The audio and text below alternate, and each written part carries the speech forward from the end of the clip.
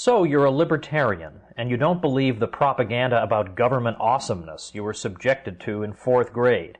You want real history and economics. Well, learn in your car from professors you can trust with Tom Woods' Liberty Classroom. And if you join through the Liberty Classroom link at scotthorton.org, we'll make a donation to support The Scott Horton Show. Liberty Classroom, the history and economics they didn't teach you.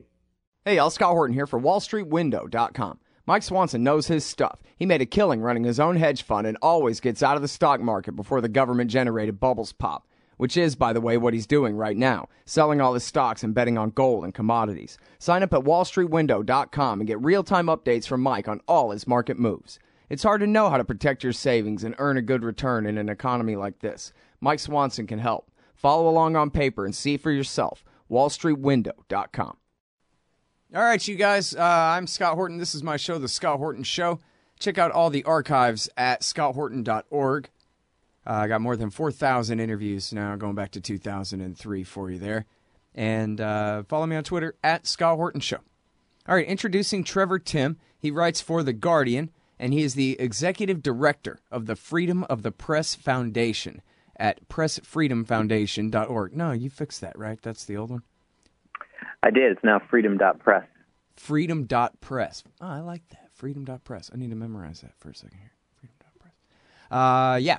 And, he's a lawyer, and he's a great writer, and he's all about protecting your civil liberties from the government, trying to always take them away.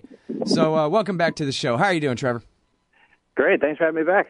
Very happy to have you here, and I like this article. That's why I ran it on antiwar.com, and that's why I invited you on the show today. The Washington Post is wrong. And I know you're saying, yeah, but what could the subject possibly be? I mean, we're talking about the Washington Post here. But no, the headline goes on. Edward Snowden should be pardoned. Well, here, but we got to discuss why. Let me start off with some, I think, stupid and ridiculous red herrings, Trevor, but they're quite common. What about the idea that Edward Snowden, the NSA whistleblower, is really not a whistleblower, but is a traitor who leaked a bunch of military and other high-level secrets to the Chinese and the Russians, and then, he just brought in Gelman and Greenwald as diplomatic cover, basically. What do you say? Yeah, I mean, there's like 5 or 6 falsehoods within that 2 or 3 sentence paragraph here. So I guess we can start from the top. Number one, he didn't leak any military secrets. The government claims that he took 1.5 million documents, which is totally false. They are using that number for everything that he touched as a system administrator throughout his career. And the real number is orders of magnitude lower than that. What he did expose is, of course, the NSA's mass surveillance program on Americans and spying on our allies and a global mass surveillance system unlike anything the world's ever seen. And, the government has been using these just blatantly false arguments to try to discredit him, including a House Intelligence Committee report, which was found to contain multiple lies that were easily checked, or that easily could have been checked. And they were, the House Intelligence Committee was basically raked over the coals for just completely lying about what Edward Snowden did when he worked for the NSA. So, when you hear all of these criticisms of Snowden, you really have to take them with a giant grain of salt. And, the answers to all of the criticisms are very easy to find. I'm sure there's more of them, and I'm happy to go over them as they come along. All right, now, so, let's zero in a little bit here. He went to Hong Kong. And apparently he thought that was a good idea. Certainly from a public relations standpoint, it was not. He did say something, I remember at the time back in 2013, that said, well, in Hong Kong, they have a strong tradition of freedom of the press, and I was hoping that maybe they would give me asylum and protect me there. But, PR, they still got red on their Chinese flag over there, and I know Hong Kong is a special issue, but not in public relations terms when it comes to smearing the guy. And you know what, Trevor, I gotta say, man, I remember vaguely, but I'm pretty sure I remember that he did leak a little bit of something about spying on Chinese universities or something. I forget if to Greenwald or the Post or directly, it was to a Hong Kong paper, right? And then even Greenwald said, well, he was maybe trying to ingratiate himself with his hosts a little bit. What do you think? Does that border on no longer whistleblowing? Now he's, basically, in a sense, using these secrets as currency, right? Well, he didn't give any secrets to the Hong Kong Post. He talked to them in an interview, and at that, around that time, he had already handed off all of the secrets to Greenwald and to Gelman and to Laura Poitras. And when he tried to escape Hong Kong, and he was traveling to South America, he was stopped at the Moscow airport because the U.S. cut off his passport. Well, go back a sec. The stories about spying on Chinese universities, etc., he didn't actually give them any documents to back that up at all. That was simply based on an interview? Right, that was just an interview. Okay, that's an important point. He's telling them a secret, but he's not proving it by actually giving them a document there. Right, and he was generally talking about the fact that the U.S. government often doesn't just spy on military installations in other countries, that it's running a much more mass surveillance system where they are vacuuming up information on all sorts of citizens who really have little or nothing to do with the Chinese government or any government. And so his whole concern this whole time is not that the NSA conducts surveillance on militaries or on terrorists, but that they conduct surveillance on everybody else as well. And so, you can argue about whether he should have talked to the Chinese paper or not. But it's not as big a deal to me. I gotta say, really, it's not a big deal to me at all. But even in the scheme of things, it's much less a big deal when you fill in the point that he didn't give them any documents the way he gave documents to the Post and the Guardian here. He just told them a thing not. here. Okay, but now let me ask you this, because I actually got in an argument and lost on a point here recently. By the way, no whistleblowers ever leak to the Christian Science Monitor, or else Dan Murphy will call the cops on you. So other newspapers, you can get those leaks. But I was arguing, and he said, no, man, and I think he was right. I double-checked, and he was right. He got me on the point that Obama had canceled Snowden's passport before he got on the plane in Hong Kong. And it's a criticism that, you know what, believe me, Trevor, like I said, this is all hot air, but I like shooting it down anyway. I sympathize with the guy 100%. But the argument is, hey, he should have not gone on a plane to Russia knowing that he'd had his passport stripped, and that, why didn't he get on a plane going east and go to South America directly there? Instead, he had to go to Russia first to get to South America, and that believe me, I blame Obama, but that let Obama, for pretty smart PR reasons, I think, strand him in Russia, which makes him look horrible, right? I think it was certainly a kind of cynical attempt by the Obama administration to purposely strand him there. But the idea that his passport was canceled before he got on the plane is ridiculous. You can't get on a plane without a passport. And, even U.S. government officials admit that his passport was canceled after he got on the plane. There's rumor that somehow that is actually not the case. I'm not sure where that rumor got started, but it's been debunked at, dozens of news outlets, and it's pretty common knowledge now that his passport was canceled. Oh, okay.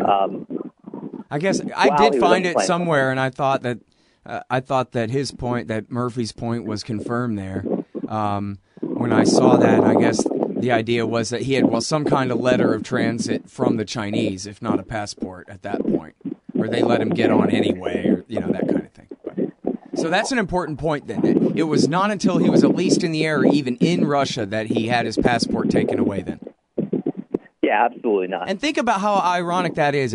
All the right-wingers and all the Obama haters, they still pin all of this on Snowden instead of making... Trevor, what a great criticism of Obama. Obama left Snowden, the man with 1 million secrets in his brain, never mind if he brought a thumb drive or not, left him stranded in Russia. Why is that not a major point against Obama? Only because they rather use it on Snowden than on Obama, who actually did the stranding. Exactly. That's the key that I don't think anybody really understands, is that it really goes to show you how much Snowden's leaks probably didn't damage national security, despite the kind of screaming from the rooftops that these Obama administration officials make, because they apparently would rather have him stranded in Russia, which at this point seems to be a major geopolitical foe of the Obama administration, and they're so worried that he's going to give over secrets to them, which he hasn't. But they claim that they're worried about that, and yet they are willing to risk all of those secrets going to Russia just to be able to say that Snowden is there and use that as an excuse to drive down his approval rating. So, Yep. It really goes to show that there was really nothing in the Snowden archives, or at least the secrets that he gave to the journalists, that was really damaging to national security. And it's, once again, a complete exaggeration when they talk about damage. Mm-hmm. All right, so now all the nonsense aside, because I think he did a great job of defending the guy. I hope I did a good job of pretending to accuse him there, because there's just this avalanche of propaganda trying to discredit the guy. Must be a lot like what it was like to live through the demonization of the great American hero Daniel Ellsberg, who I know is on the board of directors of your press freedom group there, Trevor. But now, so let's just get to the fact. Here's a guy who, just like in the story, just like in his own 12-minute initial interview with Glenn Greenwald that was released back in 2013, he did this because the government, and the courts later found that this was correct. They agreed with Snowden. The government was violating the constitutional law that allows them to exist in the first place, which forbids them from spying on you or me without a warrant, and etc. And he did this for whistleblower reasons, the same as any other whistleblower. All this hype notwithstanding. So now let's get into the nitty-gritty of the dirt and what it was that he really did leak to Glenn Greenwald. Man, I remember, Trevor, and you and I maybe talked about this right at the time, but I remember talking to my wife as soon as the first FISA court general warrant for every Verizon customer's records was leaked and published in The Guardian. And I says to the wife, oh my God, because we've never seen one of those. Who is giving this stuff to Glenn Greenwald? Holy crap, DEFCON 1, red alert, eyes wide open. What's next? This is history. This is huge. And it was apparent from that very first leak that this guy was he blowing the whistle all right. So what'd he teach us? Well, that first FISA court story remains the most explosive story of the Snowden revelations, though there are many, many others that cause a huge stir and are indicative of what the NSA does to violate millions and millions of people's privacy a day. But the fact that the NSA was collecting every single phone call record in the United States of hundreds of millions of innocent Americans, so that's like who you call, who calls you, how long, what time of day, and sometimes the location, is being stored in a giant database that the NSA can essentially go in at their whim to spy on people. And, this was not known. The government kept it secret for 6 or 7 years, and there wasn't even really a law that said that they could do this. They basically took the Patriot Act and totally reinterpreted it and morphed the words and warped the meaning, and all of a sudden they were doing this in complete secrecy. And so what Edward Snowden did was just told the American public, and clearly the American public had a big problem with it, given the poll numbers that showed that 60 or almost 70% of the people were against it. The courts found that program was actually illegal, and the only way that they found that program was illegal was because he came forward. But there's so many other stories that came out that were really important. There was a story about how the NSA was collecting the location data of Americans at one point and collecting the cell phone location data of billions of people around the world. There was the PRISM program where Google and Facebook and all the tech companies were collaborating with the government. There was a story about, even though that the tech companies were collaborating with the government, that the NSA was going behind their backs and essentially hacking into them overseas and siphoning off even more data. So the stories, it's funny to think about now, but 3 years ago, there was just an avalanche of information that we had never known about and that a lot of people had big problems with. And none of this would have happened without Edward Snowden. Yeah. All right. Now, if I remember right from a few years ago, this organization that you used to work for with the Electronic Frontier Foundation, right? Yeah. At EFF, here's what you do, everybody. You just type in NSA and EFF. And what happens is they have a page called NSA Primary Sources. And at least as far as I know, and I've done a lot of research on this as best I can, that is the single best repository of all the Snowden documents that have been released and of each and every story from all around the world and all the different papers that, like Greenwald would partner with these different papers to write stories in Brazil or wherever. And that's all of them. That's everything that has been published out of the Snowden leak so far. All you need to search is EFF NSA, and that primary sources page. You could just spend all Saturday reading through that and trying to get your head around it. And I want to go back to what you said about the location data. As I remember, maybe falsely, as I think I remember, 5 years worth they keep of location data of all of us with a cell phone. And I wondered, Trevor, if it's even possible for me to be hyperbolic enough about, explaining or, trying to describe what that really means when it comes to their power of surveillance over all of our lives. That means that they know every room I've been in and everyone else who's ever been in it. They know every car I've ridden in and who else was in the car with me at the time and where we went. And this is the perfect kind of data for, government, basically conspiracy theory programs, right? Algorithms and computer software that is made to guess what these relationships mean, when really they have no idea. It's not human knowledge at all. It's just data that says I'm linked to this person and I'm linked to that person. And, God knows what that means, the day they come for me and plug it all into the threat matrix or whatever it is. There's no human knowledge here, just an avalanche of data that can be used and twisted, that can be interpreted so wrongly, even if they're trying to get it right. And this is the kind of data they have on all of us. Who even knows how this, we talk about parallel construction where they pass on some of what they know to the DEA and they pretend that they found out a different way. What if they just really broke out and started sharing all this NSA data with all the regular police? They say we all commit 3 felonies a day. They could prosecute us all for 3 felonies a day. They got everything on us. Yeah, the location data. This is something that I'm sure some people know about, but certainly not everybody. The fact that your cell phone is emitting a beacon 24 hours a day, which the phone companies and potentially some governments could have access to, which tells them your precise location, where you go to work, where you go to school, where your home is, what you do after work, whether you are going to a bar, whether you are going to a church, whether you're going to any sort of sensitive location, they would have that information.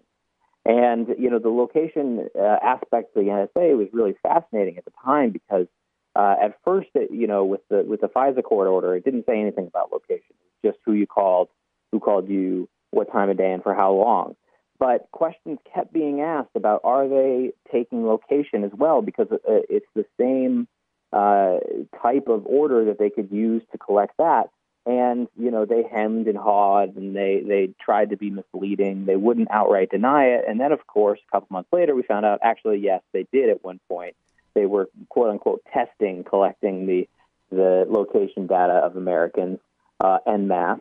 And then we also know that they were collecting all location data of hundreds of millions of people in all these other countries. When you think about it, you have the cell phone in your pocket that does amazing things, but it also is essentially a tracking device.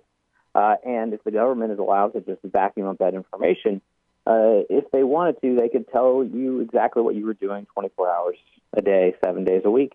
Hey, y'all, Scott Horton here for WallStreetWindow.com. Mike Swanson knows his stuff. He made a killing running his own hedge fund and always gets out of the stock market before the government-generated bubbles pop, which is, by the way, what he's doing right now, selling all his stocks and betting on gold and commodities. Sign up at WallStreetWindow.com and get real-time updates from Mike on all his market moves. It's hard to know how to protect your savings and earn a good return in an economy like this. Mike Swanson can help. Follow along on paper and see for yourself. WallStreetWindow.com.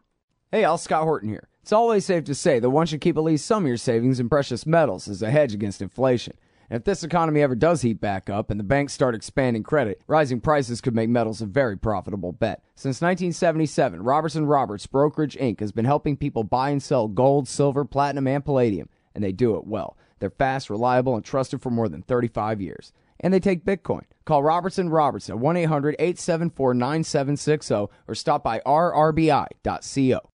Yeah, and for years back in history, know more about you than you know about you, really. And here's the thing. We already know from Gareth Porter's Gellhorn Award-winning work for Truth Out. We know from Jeremy Scahill and his co-collaborators there at The Intercept, and they even put out a book about it, the great leak that they got from another Snowden, we don't know who, an anonymous whistleblower that leaked all these documents about the drone program, which verifies everything that Gareth was already telling us about Afghanistan, for example. This is how Stanley McChrystal targets you for death, is who else was your cell phone near, he thinks. And that's how he decides whether to bomb you with a drone or not, or whether to send the Delta Force to shoot you or not, if you're an Afghan. But this is the exact same. And, of course, Jesus, I don't have all my footnotes in front of me, but I was just reading the great quote of Stanley McChrystal not long ago saying, oh, yeah, on these night raids, if we're even 50% accurate in the people that we're going after, we consider that a great success. That's the kind of the lengths that they will go based on the thinness of this kind of data posing as actual knowledge and a reason to really kill somebody. We think that this guy's phone called this guy, and then it was in the same room with this guy, and then it called this other guy, and that's a death warrant. Right, exactly. The fact that they are using this type of information to make decisions literally about life and death for people in Middle Eastern countries, which obviously can lead to all sorts of mistakes, and we've seen it lead to all sorts of mistakes, is really terrifying. And these types of decisions are only going to get worse as the technology for the government gets more and more sophisticated, and it's going to be the American people or just the world citizens who lose out. And so, I hope that people will understand that the only reason we know about this stuff is because of Edward Snowden. And that this pardon campaign is really important to kind of starting the first step in recognizing that this is not the society we want to live in. And so I would just urge people to go to pardonsnowden.org and sign up for this petition and tell President Obama that in his last few months at office, he should definitely consider pardoning him. Yeah, and that's so important. And you know what? There's plenty of hundreds of thousands of millions of people in this society who agree with you and me on this subject, and not just the NSA, but about the heroism of Edward Snowden. And so everybody really should, if they can, help participate in making this viral and getting it around. It's been a couple of years. People have somewhat forgotten. He's been smeared a lot in the meantime, and but if people just, get a little bit interested, I don't know whether it could ever really convince Obama to go against the national security state on this one, but it still would make a hell of a good statement on the part of the American people that we side with him, who, he really did sacrifice his own freedom and his own future, his own fortune, for that matter, as a Booz Allen Hamilton contractor, in order to bring us this information. And, that ain't nothing. He absolutely. And he's facing, tell us what kind of punishment he's facing if they ever grab him, and assuming they don't rendition him to Egypt to be tortured to death, Trevor, and they give him a trial in Virginia, would he ever see the light of day again? Well, I think that's a real issue, and that's why a pardon in this case is so important, is because, first of all, he's facing decades or life in jail. But second of all, he's facing that because of the Espionage Act, which the Obama administration has used more times in history than any other administration in history on leakers and whistleblowers, rather than on spies, which is what it's supposed to be used for. And because it was written in World War I just to go after spies, it means that the way it is written, that Edward Snowden wouldn't even be able to tell, if he came back here and decided, I want to go on trial and I want to tell a jury my story and see what they think and let them decide. He actually couldn't even do that. His motive, like the fact that he wanted to inform the American public all of the benefits of his leak, all the evidence that it didn't damage national security, that would actually all be ruled inadmissible by the judge, and the jury would never hear that information. And so he is really left without a defense. And so, as soon as he shows up for trial, it's pretty much automatic that he will be found guilty. And because the government will just stack on charge after charge, he'll end up with decades or life in prison for something that millions and millions of people think was a heroic act, and which the government was found to be engaged in illegal activities, and which they changed their behavior. So it's just crazy to me that this system still exists, where we would punish somebody like that, but not just punish them like that, not even give them an avenue to make their own defense. So, obviously the pardon chance is a long shot with President Obama, but he is looking towards his legacy right now, in the last few months. And, he himself has said to activists many, many times that, sometimes he doesn't have the right position and that if enough people push him, he will get there. So while the chances are low, I don't think they're zero. And so the more support we can get, the better the shot we have. Yep. All right. And listen, I just think this one is important. I know there are a million different X-key scores and this, that, the other thing. And again, I'd encourage everybody to go to just Google or any other search engine if you prefer. But search somehow for EFF NSA and you can read up on all of this stuff. But I wanted to focus on one where, when most of these were coming out, they would end up getting, the mop-up exercise treatment in the New York Times the next day or a couple of days later that, The Guardian ran a story that says that they're spying on your Facebook or whatever it is. But here's one that was huge that ran in The Guardian. It was a Greenwald, and I don't know if he had a co-author on this one or not, but it was a Greenwald bit in The Guardian based on documents that backed it up that said that they were literally, tell me if I got this right, Trevor, that they were literally giving the entire daily haul to the Israelis. Every bit of it. The National Security Agency. Yeah, it's amazing when you think back how many stories there actually were, that there's so many kind of bombshells that would have been bombshells in any other time, but because there were so many stories, one after another, that we often forget about it. But yes, this was one in which the NSA was essentially giving its raw intelligence data to the Israelis. Everything that they have on us, on the American people, they're sharing with a foreign government. Right. They weren't even redacting the names or the identities of any of the Americans in the document. And, again, this story kind of came in between two other giant stories. So a lot of people don't remember it, but it was really disturbing to a lot of people that they're handing this information over to a foreign government. There still haven't been consequences from that. Yeah, absolutely amazing. And, everybody else just looked away. Nobody wants to talk about that, but that one was just huge. And you know what? I have a problem with the occupation, this and that, but if you put any other government there, obviously all the cooperation with the UK is just as bad or worse, but you put any other country's name in there, it's just as bad. It's just unthinkable that the American government is illegally spying on the American people, law-abiding citizens and all of that, and then sharing it with foreign governments, any foreign governments, under any circumstances. It's just crazy. Sorry to be all hyperbolic and all that, but this is my personality disorder. I can't get desensitized. I'm not surprised, but Trevor, I'm shocked, I tell you. I'm shocked. Yeah, I know. That was the thing about the NSA revelations, is that a lot of people suspected that this was going on, or that there was whistleblowers who came forward that said that this was going on, but there was no actual document. And that because there was no actual document, that kind of got swept aside and kind of taken with a grain of salt or ignored by a large majority of the public. And it wasn't really until we saw the documents in black and white that it became so shocking to the American public and that it became this national news story. And, it's really a lesson in how, whistleblowers can be really effective if they come forward to the press, especially in the national security realm, where really nobody's going to believe you unless there's documented proof. And thankfully, we now have that with Edward Snowden. Yep. All right. Well, listen, man, thank you again very much for coming on the show and for sticking up for the great American hero, Ed Snowden here. I appreciate it. Well, thank you very much. Always a pleasure. All right, y'all. That is the great Trevor Timm. He wants you to go to pardonsnowden.org.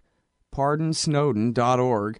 And that's to help push Obama, a White House petition to push Obama to pardon Edward Snowden. Hell, we still got a few months to get this conversation going. He could even pardon him in December or even January, if it comes down to it. If Bill Clinton can pardon Mark Rich, then Barack Obama can sure as hell pardon Edward Snowden. That's pardonsnowden.org. And then, of course, also keep up with Trevor and all his writings at The Guardian and at the Freedom of the Press Foundation. That's freedom.press. Thanks, y'all. That's the Scott Horton Show. Check out the archives at scotthorton.org. Help support at scotthorton.org/donate. And follow me on Twitter at Scott Horton Show. Hey, y'all. Scott here. On average, how much do you think these interviews are worth to you? Of course, I've never charged for my archives in a dozen years of doing this, and I'm not about to start. But at patreon.com/Scott Horton Show, you can name your own price to help support and make sure there's still new interviews to give away. So what do you think? 2 bits? $1.50? There are usually about 80 interviews per month, I guess, so take that into account. You can also cap the amount you'd be willing to spend in case things get out of hand around here. That's patreon.com/Scott Horton Show. And thanks, y'all. Hey, y'all, Scott here. The thing is, I need you guys to help me to get these download numbers up. So do me a favor and sign up for the podcast feeds of this show. You can choose the whole show or just the interviews at iTunes and Stitcher. All the buttons you need are at the top of the right margin at scotthorton.org. The more subscribers I have, the more iTunes and Stitcher will help promote the show to new listeners. If you're a hardcore fan, brand new or from way back, please leave them customer ratings and reviews, too. Trying to get these wars ended. All right, y'all, Scott Horton here, and I got a great deal for you. Anyone who helps support this show with a $50 donation or more gets a copy of the brand new Rothbard book, Murray N. Rothbard book, of long-lost essays from 1967 and 68. It's entitled Never a Dull Moment, A Libertarian Looks at the 60s. Murray N. Rothbard, really Mr. Libertarian himself, on Vietnam, conscription, civil rights, LBJ and Nixon, and all kinds of great stuff from back during those times. Never a dull moment, and it's an exclusive. It's not available on Amazon yet. It's an exclusive, so far at least, for listeners of this show, so be the first to get it. Help support this show at the same time. Just go to scotthorton.org/donate, and again, anyone who sends $50 on this way, along with a mailing address, and I will get this book right to you. Thanks.